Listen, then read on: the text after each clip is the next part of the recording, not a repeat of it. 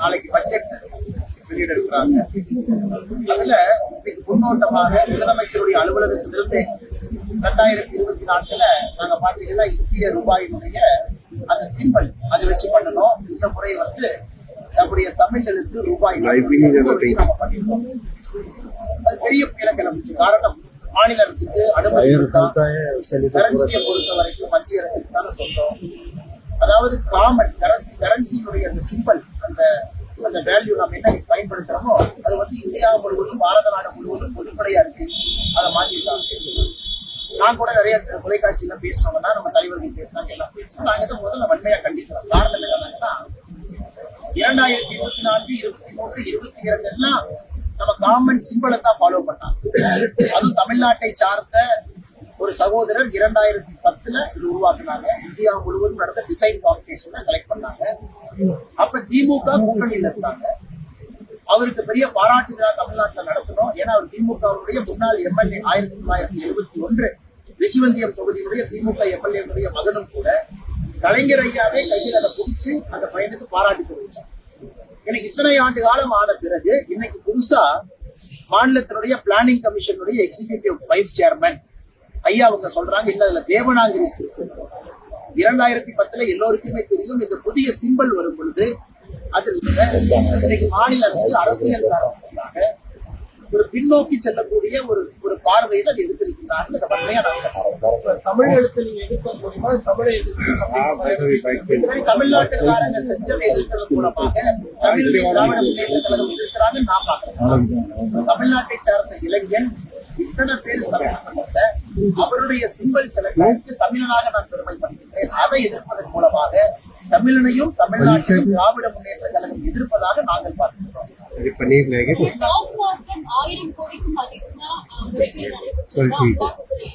இப்பதான் அந்த செய்தி குறிப்பை பார்த்தது மேடம்.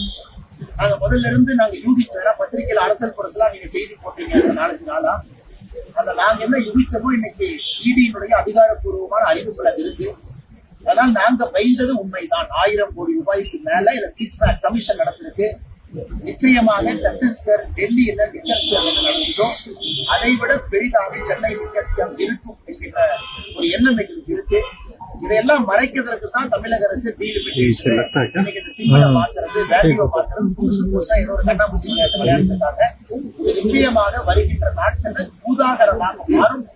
முதலமைச்சருடைய நேரடி பார்வையிலிருந்து அந்த டாஸ்மாக் துறையினுடைய அமைச்சர் இப்பதான் சிறைக்கு போயிட்டு வெளியே வந்த பிறகு மறுபடியும் இது போன்ற நிகழ்வு நடந்திருக்குன்னா முதலமைச்சர் அவர்கள் தமிழக மக்களுக்கு பதில் சொல்ல கடமைப்பட்டிருக்கிறார். தமிழ்நாட்டில் டாஸ்மாக் 1000 கோடி ரூபாய்க்கு மேல கிட்பேக், இது கமிஷன் ஊழல் என்று சொல்வதை விட இதுல கிட்பேக் நடந்தது. டாஸ்மாக் முறையா பயன்படுத்தாம, லிக்கர் கம்பெனியை முறையா பயன்படுத்தாம பேக்கான சீல் வச்சு பிளாக் மார்க்கெட்ல தனியா கலால் சுத்தமளிக்க உட்படாம வெளியே கொண்டு இவ்வளவு பெரிய மோசடியாக நடத்திருக்கிறாங்க. முதலமைச்சர் இதற்கு பதில் சொல்ல வேண்டிய கட்டாயம் இருக்கு. பதில் சொல்வாரான்னு பார்ப்போம். பாரதிய ஜனதா கட்சி அரசியல் ரீதியா நீங்க போராட்டம் அந்த மாதிரி எந்த மாதிரி நிச்சயமா இருக்க போறோம். எந்த மாற்று கருத்து இல்லைங்க. மக்களுடைய அடிப்படை பிரச்சனை. நாங்க இடி அதிகாரப்பூர்வமாக செய்தி காத்திருந்தோம். மாநிலம் தழுவிய ஆர்ப்பாட்டத்தை பாரதிய ஜனதா கட்சி இன்னும் 2-3 நாட்கள் எடுக்க போறோம். அதற்கான அறிவிப்பு நாளைக்கு வரும். தேர்தல் நேரத்துல அரசியல் பழிவாங்கும் நடவடிக்கையா பாஜக பண்றாங்க. எல்லாமே கோர்ட்டுக்கு போறாங்க, கோர்ட்ல பாக்குறாங்க. யாரை கைது பண்ணாலும், ஈவி கைது பண்ணாலும் கோர்ட்ல பார்த்து ஜாமீன் கொடுக்கணுமா கொடுக்கிறாங்கன்னு முடிவு பண்றாங்க. இது எப்படி அரசியல் பழிவாங்கக்கூடிய நடவடிக்கை? தமிழ்நாட்டில் எல்லோருக்கும் தெரியும். டாஸ்மாக் லிக்கர் கம்பெனி ஒரு பெரிய மாஃபியா. ஒரு சாதாரண மனிதருக்கும் கூட தெரியும். திமுக வந்த பிறகு டாஸ்மாக் வருமானம் 48% உயர்ந்து 33,000 கோடியிலிருந்து 50,000 கோடி. ஒரு சாதாரண சின்ன பையன் குழந்தைக்கு கூட தெரியும் டாஸ்மாக்ல மாபெரும் ஊழல் நடந்திருக்கு.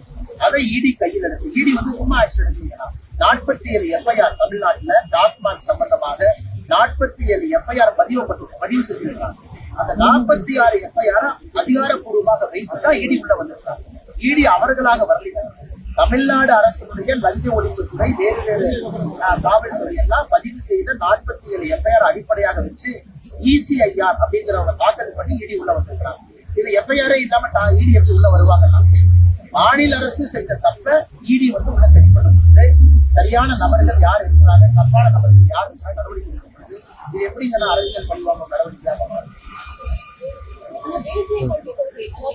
விஜயனுடைய அரசியல் கொள்கை காரணமாக தான் தேசிய கல்விக் கொள்கை வந்து ஒரு பேசும் பொருளாக இருக்கு. அரசியல் மோதலை தான் இந்த மாதிரி விவகாரத்தை எழுப்பியிருக்காங்க ஒரு கருத்தை மத்திய கல்வித்துறை இணையமைச்சர் அது நீங்க எப்படி பார்க்கிறீங்க? அதிகாரப்பூர்வமாக பாரதிய ஜனதா கட்சியில மாநிலத்துல சொல்றோம்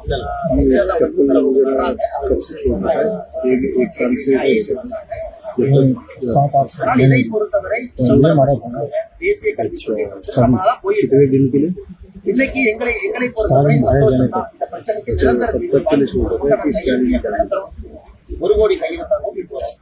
இன்னொரு பக்கத்தில் இல்ல 2 கோடி தான் நாங்க வாங்குறோம். ஒரு போர் தான். தமிழ்நாட்டு மக்களுக்கு எது நல்லது திராவிட முன்னேற்ற அவர்களுக்கு எது நல்லது இது 2026 ஒரு சொல்யூஷன் போய்தான் ஆகும் தேர்தல்ல. அதனால புதியவர்கள் வந்துட்டு தான் இருப்பாங்க. அரசியலை பொறுத்தவரை யாரையும் கண்டுபிடிக்க முடியாது. திராவிட முன்னேற்ற கழகம் அவங்க ஆட்சியில் இருந்து செய்யக்கூடிய தவறுகளை மறைப்பதற்காக புது பிரச்சனையை தினமும் கிளப்புவதாக தான் நாங்கள் பார்க்கிறோம். நன்றி.